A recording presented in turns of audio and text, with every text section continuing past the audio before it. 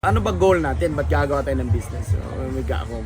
Tapos sabi ko, mga fan naman tayo ng K-pop group na Twice yung Twice na grupo ng mga babae nagkakanta na K-pop group, Korean group. Sabi lang magko-concert na yun by next year. So anong gagawin nating business para maka-fund ng mga tickets na yun? Mahal ng ticket almost 17,000 para sa VIP. Sabi ko, sige, kuha tayo ng business na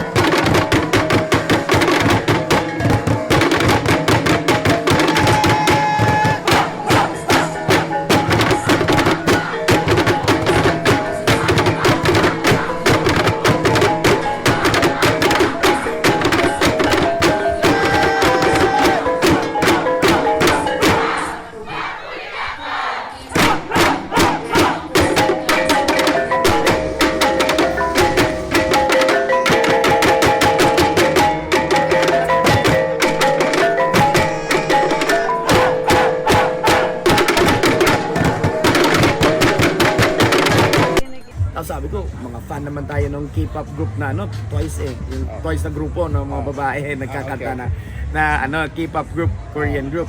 Sabi lang magko-concert na yun by next year. So anong gagawin nating business para maka-fund ng mga tickets na yun? Mahal ng ticket almost 17,000 para sa VIP. Sabi ko, sige, kuha tayo ng business na hindi tayo ma-replicate, tapos madali natin ibenta. Sabi ko, ano kaya gawa tayo ng smoke product, tapos i-ticket natin, tapos gawin natin twice, diba? Para may meaning. Para habang nabibenta kayo, namamanifest niyo yung ba't kami nagbibenta. So gano'n, sige, kuha tayo smoke twice, ganyan. Concert ticket pala. Concert ticket yung target. Pero ang nakakatawa doon, nakuha na namin may pera na, meron na.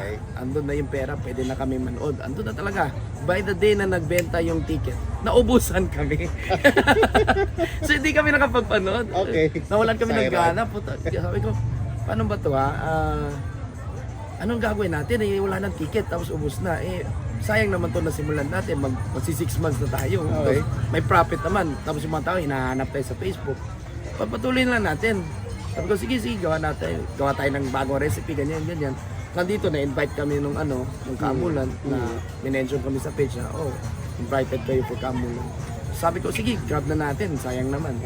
So ayun, nadala pa rin namin yung title na Smoke Time. Kaya nagtatanong yung mga tao, akala nila 2 beses pinapausukan Sabi ko, 2 beses. So yung totoong behind nun, talagang manonood kami ng concert on Twice, tapos smoke product lang yung namin. Natatawa nga yung misis ko, talaga siraulo talaga kayong dalawa. Yung misis ko That was you and your partner? Yeah, kami ng partner ko, talaga fan kami talaga nanonood kami, nag-cheer pa kami. Tapos ganun.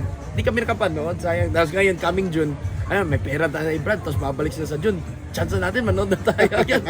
Pa-early booking na tayo. Sabi ko, that's inspiring talaga sa world. So you have to go to Manila? We go back to Manila talaga. Nasa Bulacan yung concert last year. Talagang heart-aching yung naubusan kami ng ticket.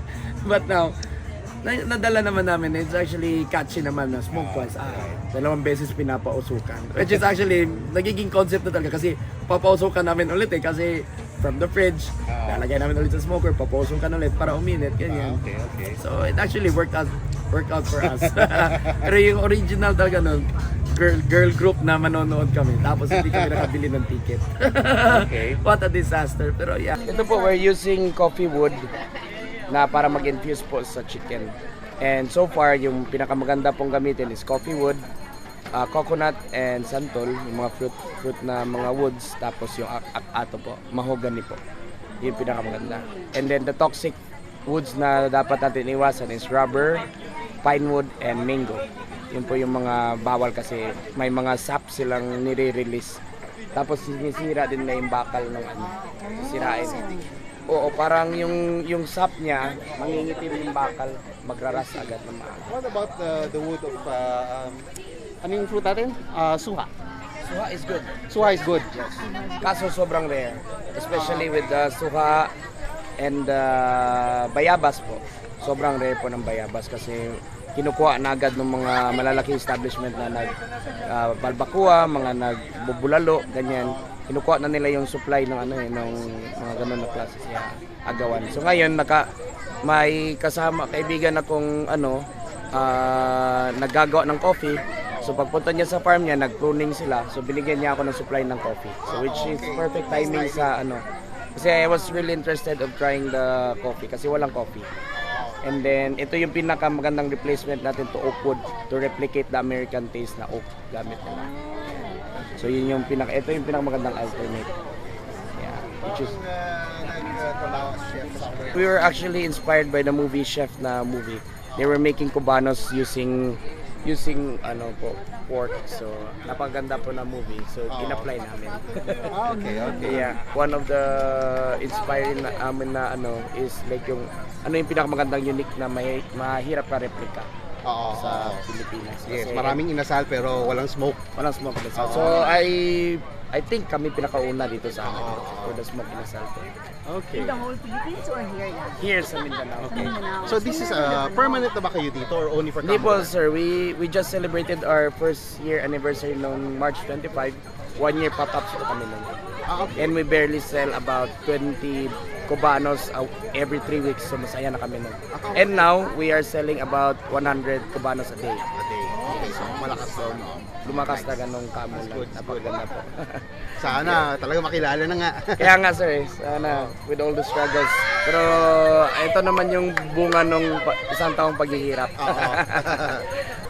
Ito po yung nagko-control firing ako para hindi blue smoke po. Iko-compare nyo sa mga nag-smoke or nag-barbecue, puti yung usok. Right. Yung amin bluish. So yun yung tinatawag nating clean smoke. Right. Kasi tinatawag ng mga American yan, lazy man's barbecue tawag. Kasi iwanan mo. Iwanan yan. Do you have to turn it? Yeah. You still have From to time turn to time. it? Okay. Yeah. Depende kasi sometimes yung meat talaga tender na masyado. Tapos yung hindi pa nag-render. So you have to turn it. Kasi okay. dito yung hot spot, sweet spot, tapos cold spot mo. So kailangan Yeah, mag-move i-move mo talaga. So shuffling. Yan lang yung trabaho mo. At least kung ako as the fire master, ako yung fire master, nagko-control ng fire. Ito yung duty ko na i-control yung heat ng ano. But it's not as hot as nag-iihaw ka, no? Yeah, no. And it's not as tedious as nag-iihaw. Medyo relax siya in a sense na medyo pagod ka pa rin kasi kailangan mong bantayan. Yeah. Any slight na changes sa fire would alter the outcome ng smoke to you. It's really good. Compliments to the chef. Thank you. Really good. Masarap eh.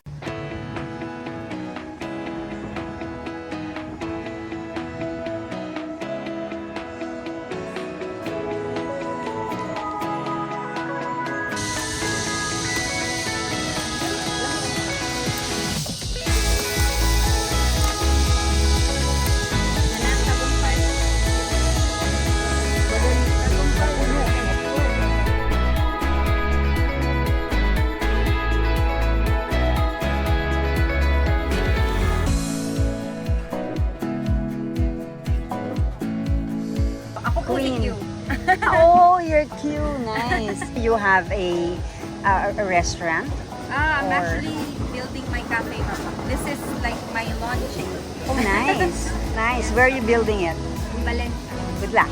Thank you. Okay lang. Tapos may season ito. Ang benggit pa. Parati marami. Kasi year-round na yung supply nila. Talaga? Ito yung quality din nila. Medyo nangahabol pa ng kanya. Pa rin yung quality sa kanila. Oh, I Mas sanay see. sila sa farming. Huge. Yes po, malaki No? compared dito sa local. Okay, so Bukidnon, you have a lot of catching up to do. Diba? We're learning from them. That's good. But kayo, you're also planting. Hindi po, yung Naman. antique po. Where at? Where at? Yung pasugong po. In Pasugong. Okay. Marami bang strawberry farms doon? As far as I know po, sa Impasugong sila lang po. Pero sa Talakag meron.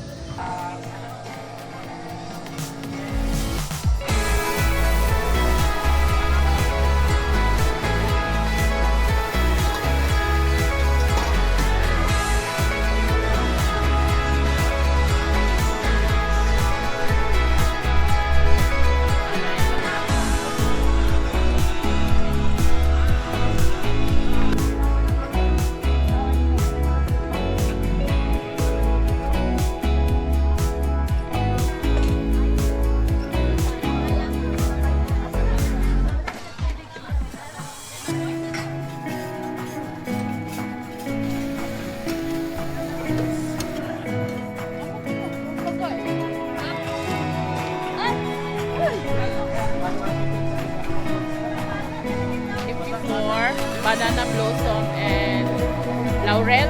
This one, I use herbs and pineapple.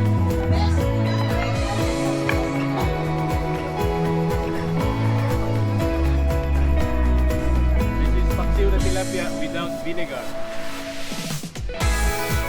You see, Dahon ko ng batuan.